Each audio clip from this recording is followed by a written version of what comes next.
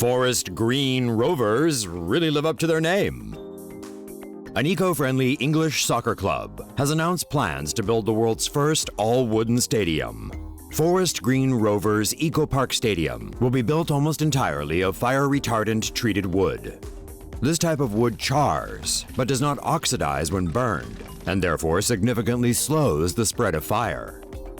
The stadium's roof will be covered by a transparent membrane that reduces shadows on the pitch and helps the grass on the field to grow. The non-league Forest Green Rovers play in English football's 5th tier. The club has made various efforts to go green, including installing solar panels at its existing stadium, using a solar-powered lawnmower, and in 2015, they even stopped serving meat to their players. Say no to safe spaces on YouTube. Support TomoNews at patreon.com/TomoNews. Think that's impressive? Well, stay tuned for more eco-friendly innovations. Pipe dream no more. Imagine this, a fully automated floating city, free from government meddling, with no laws, regulations, or taxes. Once just a libertarian fantasy, it's now just a few years from becoming reality. On January 13th, French Polynesia agreed to host the world's first floating city, or seastead, within its protected waters. The seastead aims to be a special economic zone that will develop innovative technologies for solar power, aquaculture, and wind energy. Design-wise, the floating city will consist of interconnected square and pentagonal platforms made from reinforced concrete. Platforms will have a variety of structures, from residential and commercial to green spaces, with pricing per square foot on par with major cities like New York or London. The project's initial islands will cost a combined total estimated at $10 million to $50 million and will house a few dozen people. With rising sea levels threatening many Pacific islands, seastead advocates believe floating cities may be a solution. The presence of floating communities could also spark recovery for the region's dying corals by slightly lowering water temperatures in their vicinity.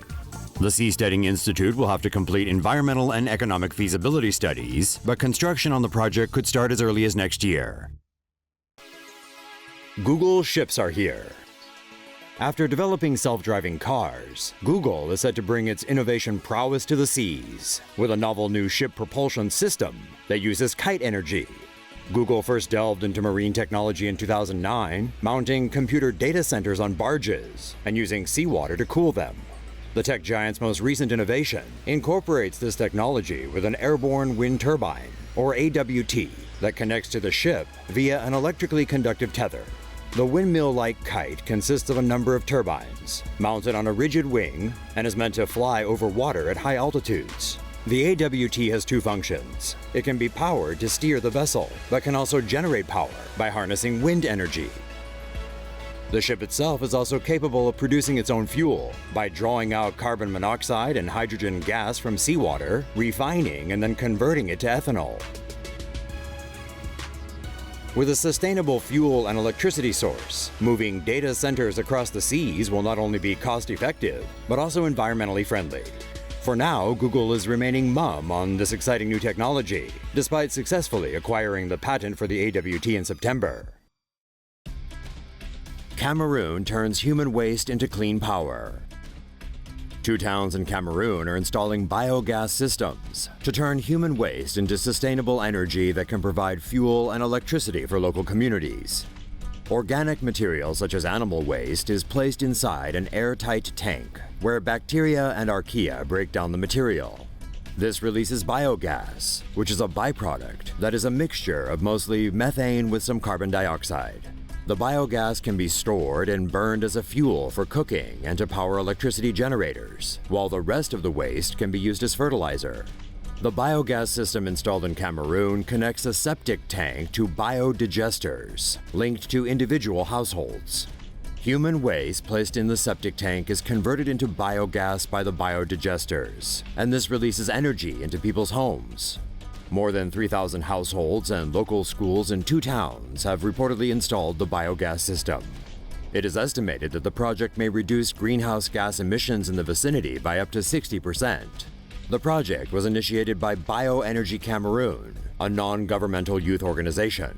The group trains local students, especially female students, on how innovative technology like solar power and biogas work.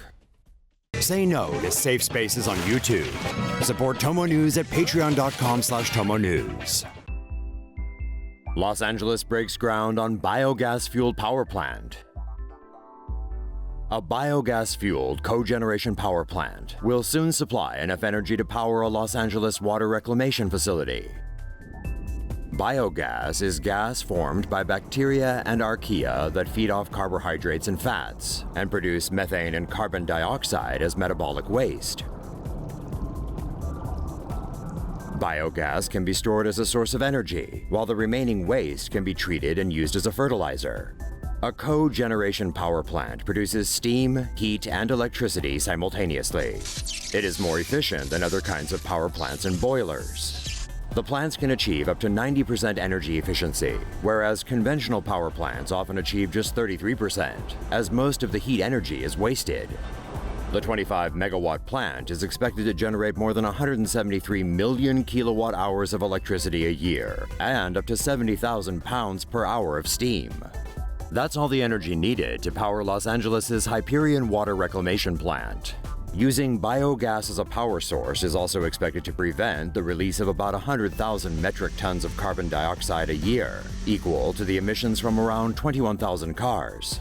The Hyperion Water Reclamation Plant is Los Angeles' oldest and largest water treatment plant. It has been operating since 1894.